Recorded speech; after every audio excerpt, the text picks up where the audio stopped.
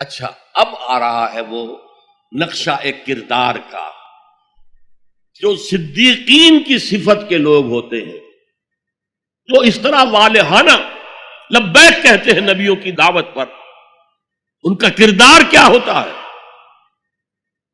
فالذین ہاجروا واخرجوا من دیارہم وأوذوا فی سبیلی وقاتلوا وقتلوا لأکفرن عنہم سیئاتہم ولأدخلنہم جنات تجری من تحتہا الانہار ثوابا من عند اللہ واللہ عندہ حسن الثواب۔ تو میں تو کسی بھی عمل کرنے والے کے کسی چھوٹے سے چھوٹے عمل کو بھی ضائع کرنے والا نہیں۔ یہ تو ہم سورہ لقمان کے رکوع میں پڑھ چکے۔ وہ جہاں وہ لوگ جنہوں نے ہجرت کی اللہ کی راہ میں گھر بار چھوڑ کر اور اہل و عیال کو چھوڑ کر، مکے کے بھیڑیوں کے رحم و کرم پر چھوڑ کر اللہ کی راہ میں ہجرت، فالذین ہاجروا واخرجوا من دیارہم، یا زبردستی نکال باہر کیے گئے اپنے گھروں سے، وَأُوذُوا فِي سَبِيلِي، جنہیں ایذائیں پہنچائی گئی ہیں میرے راستے میں، جو بیتی تھی بلال ابن رباح پر، جو بیتی تھی خباب بن الارت پر، جو بیتی تھی حضرت یاسر پر، حضرت سمیہ پر۔ فالذین ہاجروا واخرجوا من دیارہم وأوذوا فی سبیلی وقاتلوا، پھر انہوں نے قتال کیا میری راہ میں، فقتلوا، اور قتل بھی ہوئے جانے بھی دی، لأکفرن عنہم سیئاتہم، میں لازماً، یہ نون مشدد فعل مضارع کے آخر میں، لافعلن اور شروع میں لام زبر کے ساتھ، میں یہ ضرور کروں گا، لاقتلن، جو کہا تھا لاقتلنک، یہ قابیل نے حابیل سے کہا میں تجھے لازماً قتل کر دوں گا، تو یہ انتہائی تاکید، لأکفرن عنہم سیئاتہم، میں لازماً ان سے ان کی برائیوں کو دور کر دوں گا۔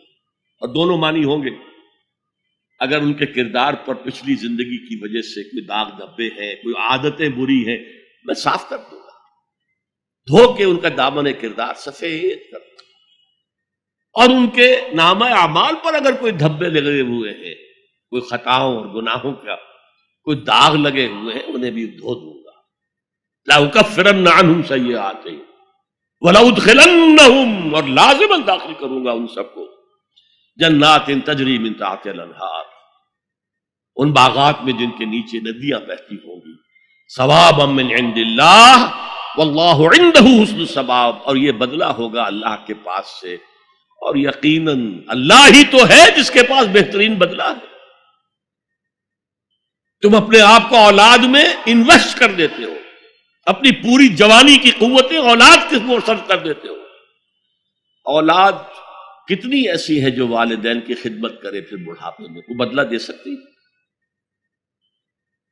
ہاں، اللہ کے لیے جو کرو گے اس کا بدلہ محفوظ ہے، اور کسی کے لیے جو بھی کچھ کرو، انگلستان کی ہسٹری میں آتا ہے ایک وزیر تھا بادشاہ کا، اور وہ بڑا خزانے کو بھرنے کے لیے کسی کو سادہ کرو، تم بڑے بخیل معلوم ہوتے ہو، تمہارے پاس بہت پیسہ ہوگا، دو بادشاہ کے لیے اتنے پیسے نکالو، اور کسی کو دیکھا ذرا اچھے لباس میں اور جاہو حشمت میں، تمہارے پاس بڑی دولت ہے، نکالو، خزانہ بھر دیے۔ بڑھاپے میں وہی بادشاہ جو ہے اس نے اسے جیل میں ڈالا، تو اس نے کہا had I served God as I serve the king, اگر میں نے خدا کی وہ خدمت کی ہوتی جو میں نے بادشاہ کی ہے، تو وہ مجھے میرے اس بڑھاپے کی عمر میں اس طرح ذلیل و خوار نہ کرتا۔ کون بدلہ دے گا؟ واللہ عندہ، یہ بھی حسر کا اسلوب ہے کہ زید عالم ہے، اور بھی ہو سکتے ہیں، زید ہی عالم ہے، باقی نہیں ہے۔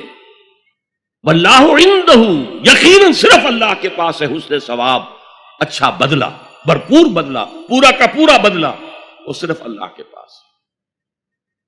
تو یہ ہے ایمان کا تعلق عقل اور فطرت کے ساتھ، اور پھر جو اس قسم کے لوگ ہوتے، یہ سب لوگوں کا معاملہ نہیں ہے، یہ سابقون الاولون کا معاملہ، یہ صدیقین کا معاملہ ہے۔ باقی جو ان کی پیروی کرتے ہیں، ان کو دیکھ کر ان میں تو ہمت اتنی ہوتی ہر چہ بعد اب جو ہو جائے، میں کشتی دریا میں ڈال چکا، لیکن اب یہ چلے گی، تیرے گی تو ہم تیریں گے، ڈوبے گی تو ڈوبے گے. یہ کردار. کچھ لوگ ہوتے جن میں اتنی ہمت نہیں ہوتی، وہ پہلے دیکھ لیتے کچھ لوگ چل رہے ہیں آگے. والذین اتبعوہم بإحسان، جو ان کی پیروی کرتے ہیں، ان کے پیچھے آتے ہیں، لیکن آتے ہیں حسن نیت کے ساتھ، ان کے اندر کوئی فریب کا ارادہ نہیں ہوتا. تو یہ جو صدیقین ہیں ان کی سیرت و کردار کا یہ نقشہ، فالذین ہاجروا واخرجوا من دیارہم واوذوا فی سبیلی وقاتلوا وقتلوا لأکفرن عنہم سیئاتہم ولأدخلنہم جنات تجری من تحتہا الانہار ثوابا من عند اللہ واللہ عندہ حسن الثواب.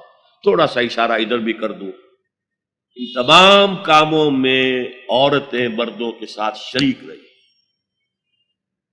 ہجرت حضرت عثمان نے کی تو ساتھ آپ کی اہلیہ حضرت رقیہ، حضور کی نور چشم، وہ بھی ساتھ تھی. ابو سفیان کی بیٹی ام حبیبہ اپنے شوہر کے ساتھ تھی. ہجرت میں شریک ہے مرد اور عورتیں. یہ دوسری بات ہے کہ وہاں جا کر حبشہ میں ان کا شوہر مرتد ہو گیا، عیسائی ہو گیا. شراب کا بہت رسیا تھا. ویسے شراب حرام نہیں تھی ابھی اسلام میں بھی، لیکن اسے وہ ملتی نہیں تھی جب تک کہ وہ عیسائیوں کے ساتھ ان کی مجلس میں شریک نہ ہو. یہی وجہ ہے کہ پھر ام حبیبہ کو پیغام حضور نے مدینے سے بھجوایا ہے اور نکاح ہوا ہے ان ایبسنشیا. نجاشی نے خطبہ نکاح بھی پڑھا ہے اور مہر بھی حضور کی طرف سے ادا کی. شریک تھی عورتیں اور مرد. پہلا قتل جو ہوا ہے وہ دو میاں بیوی کا ہوا ہے، حضرت یاسر رضی اللہ تعالی عنہ، حضرت سمیہ رضی اللہ تعالی عنہ شریک ہے. جہاد میں جہاد کی ذمہ داری جیسے نبوت کی ذمہ داری عورتوں پر نہیں رکھی گئی، اسی طرح قتال کی بھی ذمہ داری تو عورت پر نہیں رکھی گئی، لیکن عورتوں نے حصہ لیا ہے. ایک تو انڈائریکٹ حصہ، حضرت خنسا نے 7 بیٹے اللہ کی راہ میں شہید کرائے. اس کا کریڈٹ حضرت خنسا کو جائے گا کہ نہیں رضی اللہ تعالی عنہ. تو یہ بھی ایک شانہ بشانہ چلنے کا معاملہ ہے، دنیاوی معاملات نہیں، دین کے معاملے میں. لیکن شریعت کے ستر اور حجاب کے احکام کو ملحوظ رکھتے ہوئے عورتیں بھی دین کا کام کریں اور مرد بھی دین کا کام کریں. اقول قولی ھذا واستغفر اللہ لی ولکم ولسائر المسلمین والمسلمات.